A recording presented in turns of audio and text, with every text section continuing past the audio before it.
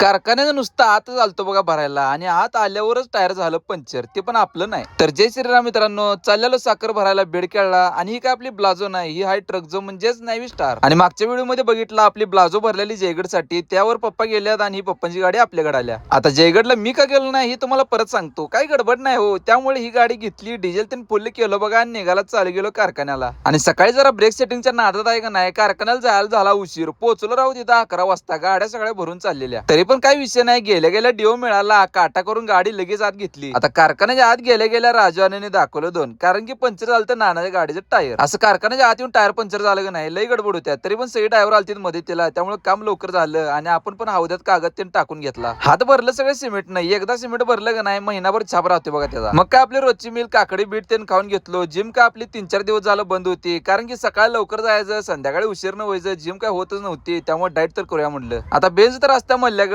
त्यामुळे मल्ल्या पण आलता बघा बेंच घेऊन आपलं साखर भरायला. मल्हार शेठचा काय पुढे नंबर होता, त्यामुळे भरून गेला. नंतर नंबर आला आपला रानूबाईचा आणि आपला पण नंबर कसं एकदम मोकळ्या जागेत, पाटीलची गाडी लागलेली भरायला. मग निवांत भरूया म्हणलं आपण गाडी. आता बेडकेळा आले म्हटल्यावर भरण्याच्या बाबतीत टॉपच आहे हो. गाडी भरून आपल्याला इन्व्हॉइस पण मिळालं. आता म्हटलं स्टार्ट करूया, डायरेक्ट केलं बघा काटा आणि निघालच चालू गेलो. दिवस मावळायची वेळ होती, त्यामुळे नजारा एकदम टॉप झालता बघा. झाडं बिड, जाताना पाऊस लागला, काही विषय नाही, कारण की वायपरच नाही हो. चला व्हिडिओ कसा वाटला कमेंट मध्ये नक्की सांगा. जाता जाता फॉलो करायला विसरू नका.